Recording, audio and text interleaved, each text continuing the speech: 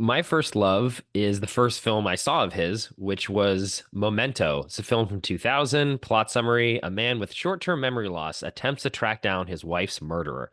It's a film directed by Nolan, also co-written by him and his brother, starring Guy Pearce, Carrie-Anne Moss, and Joe Pantoliano. And this film, I saw it in the theater. It was a very indie, small release. Got a lot of buzz online, and I went to go see this and was just totally floored with this film. And I think the gimmick, I mean, I call it a gimmick of this film in case people haven't heard from it. And it's kind of odd, it's not in the plot summary too, is the movie's basically told backwards. So every scene you see, the next scene is a scene that takes place before the scene that you just saw. So the movie progresses backwards, and that is a brilliant device that Nolan does, and his brother too. I'll give his brother credit as well here, but that the film structure mirrors the main character who has this short-term amnesia, memory loss. So each scene starts with you not knowing what's going on in the same way that the character also doesn't know what's going on because he can only remember his life in 5 minute chunks post an injury that he had when his wife was killed, and now he's trying to hunt down his wife's killer. So it's a very tight noir film that was really popular in the 90s. I don't know why noirs came back for about a decade, but it was just great film with great performances, but this extra twist of the narrative being backward just made it this really cool, fascinating thing that people were talking about. And I remember seeing this in the theater actually, and afterwards I went with my dad. I was home from college on a vacation or something, and it was me and him. And then at the end of the movie, like I usually stayed at the end of the credits, there was this older couple sitting in front of us, probably like in their 60s or whatever at the time. And they were like, "What did we have no idea what we just watched." And then I understood the movie. So like I spent basically like 10 minutes afterwards explaining to them like how it all worked and what this was like. And they're like, "Oh my gosh, like, well, how did you know all that stuff?" And it's like, I don't know, I just paid attention or whatever. But so it can be a little confusing, I think, potentially. But I just love, again, that it is something that felt very fresh and new and unique at the time because of this structure. And I loved, again, how it mirrored the theme of the movie so much. And that's something that Nolan, again, does in all of his films. And actually, funnily enough, when rewatching it this time, I haven't seen this movie in a couple years, there are parts of the film that are told linearly instead of in reverse. And it's sort of a backstory explaining the origin of this character that are done in black and white. And it was just funny watching this after Oppenheimer, where he also uses black and white and color to Mm, separate the two narratives to help the audience figure out, okay, what part is in the future during the Senate hearing piece versus what is, in the past, and then what is told from Oppenheimer's point of view versus not.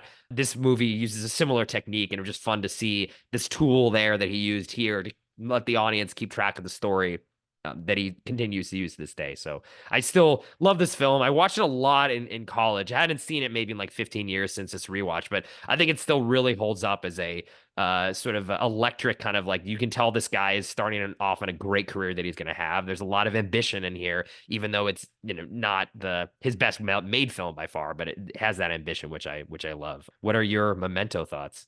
yeah, no, I totally agree. And I think I probably watched it soon after. I didn't watch it when it came out, but I watched it Hmm. later, I think.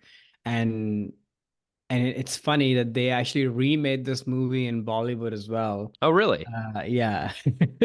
But I remember this that in the 90s, like this was sort of the movie that if you were like a cinephile or something, like you gotta have watched and loved Memento. Like it Hmm. was kind of in the zeitgeist, even growing up in India. Like people knew that. So it's funny how he was kind of a global director Oh, even that's even cool. Like then, which right is away, kind of. Yeah. yeah. It's funny, like, I don't know. I'm sure he's given interviews about this. Like, what is it with time that sort of captures him? It's always been there. And Hmm. this probably, I guess, barring Tenant, is maybe the most overt usage of that. But what I love about this movie is that it feels very gritty and handheld, you Hmm. know? Like as opposed to all of his other movies, especially after as his career goes on, they become bigger and such. I feel like this movie is a little bit of a transition point of sorts where, there's another movie coming up on your list, which is even smaller and grittier and more handheld. And then this one still has that kind of nerve to it, but it's getting bigger in scale as it kind of moves. But I love how quiet it is. there's a lot of like character work, and Mm-hmm. you're in the breadth of the confusion of the world around this person and also in this person's own head. So it's almost interesting to me to rewatch these earlier movies, this one and another one that you it's going to be on your list, that Mm-hmm. it's almost like he pulled these movies back in his head, so to speak, to make Oppenheimer, where Mm-hmm. some of the internal, more sort of grittier aspects of just character development, it's almost like he went back to his roots in a way. And the last so many years were spent, sort of going broader and bigger in scale. And Oppenheimer, once again, sort of feels bigger, but also a lot more internal. And I Mm-hmm. feel like this movie has that. And again, a great performance, which as time goes by, like I said earlier, I don't think of Nolan movies centered around performances, but Guy Pearce's performance at the center of it is amazing. It's very much in the Oppenheimer vein of sort of holding the entire movie. Yeah, no, he definitely, and this is character arc of being so tragic, and you really care for him, but you feel these emotions that is at the heart of this film, which is like him Mhm. and dealing with the guilt basically of his wife's death, and you learn that he's involved in that, which is something that he's trying to forget or actually can't remember because of the injury that he has. But it's like again that guilt feeling. It's fun too that you mentioned that this movie had reached the India as well as being like the cool, it was like the cool indie movie that at least when I was in college was like, Yeah. oh, if you're a cinephile, you got to watch it. And I think it just goes back to this thing that Nolan could have made this movie even more like confusing and esoteric, but he does a good job. I mean, yeah, the narrative conceit is can be confusing, but at the end of every scene, he does something something memorable, like some action or the character saying something that is a line that you remember. So when he picks up that next scene, you remember, oh yeah, that's right, that's where we ended up last time. So he's Right. already thinking about the audience and not trying to outsmart the audience. He's trying to bring the audience along with him, which I think leads to the more, I don't want to say mainstream success of this film because it's not like it was a huge hit. I mean, it was a hit in terms of what they paid for it, but it didn't Yeah. like break box office records or anything like that. But he's still thinking of his audience, and it's fun to see it not only reach India, but that it was. Have you seen the remake? That it was remade. Oh That's yeah. kind of cool. Is it basically like the same plot, or did they Pretty change some things? Or much. Pretty much, yeah, and pretty well made. It's the Amir Khan, the guy in Three Idiots, the oh, lead. cool, he's in Yeah, it. yeah, yeah, He yeah. plays the Guy He Pierce plays the role. guy and sort of went through a whole body transformation and Oh. bulked up and everything. So it was kind of a big deal. Oh wow, that's cool. He actually Mhm. Guy Pearce bulked down for this. I He was know. bigger for something else. I can't remember what it was, and then he like had to lose a lot of weight to kind of slim down, even though he still looks good. I mean, Yeah. it also was reminding me of how great of an actor he was, and sort of coming Yeah. off LA Confidential and Memento, and he was really had a lot of steam behind him. And I guess you don't really make it.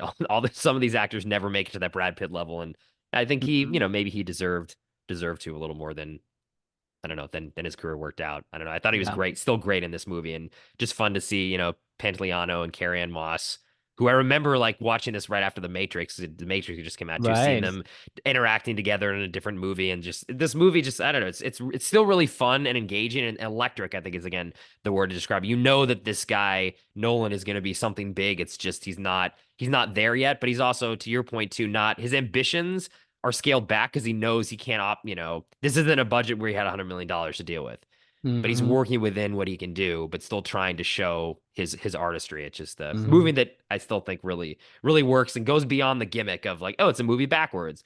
Like that can Right. be very gimmicky, but there's more to it than that.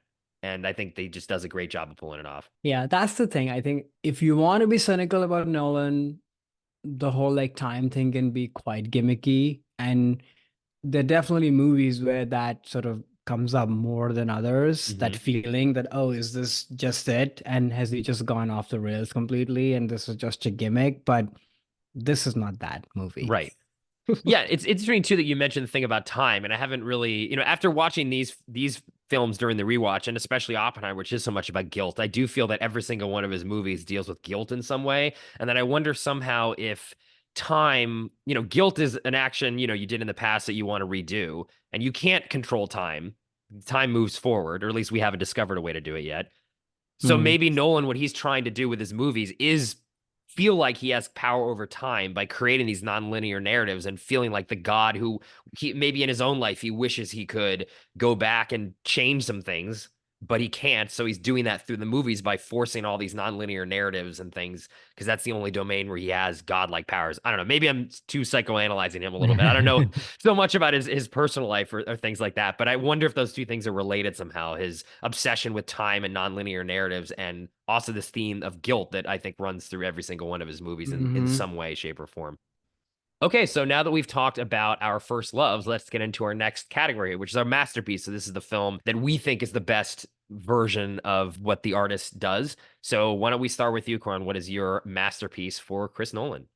I've already said everything that I had to say, but my masterpiece is Oppenheimer for him. Mm, I think, like I said, it's a culmination of everything he's done, you know? hmm. So at least right now in my mind, that is the masterpiece for me. Yeah, I mean, I can't argue with this movie being in there. I mean, it is just phenomenal work that I think over time will just age better in his filmography, but also just in general. I think this movie will be remembered for sure. Definitely. For Yeah. sure. Hi there, it's Alex. If you like the review and discussion Karan and I just had, make sure you subscribe to our channel, Movies That Shaped Us, to get full episodes. Every other Wednesday, Karan and I review a new release and then discuss 6 other movies made by that film's actor or director and how they shaped us.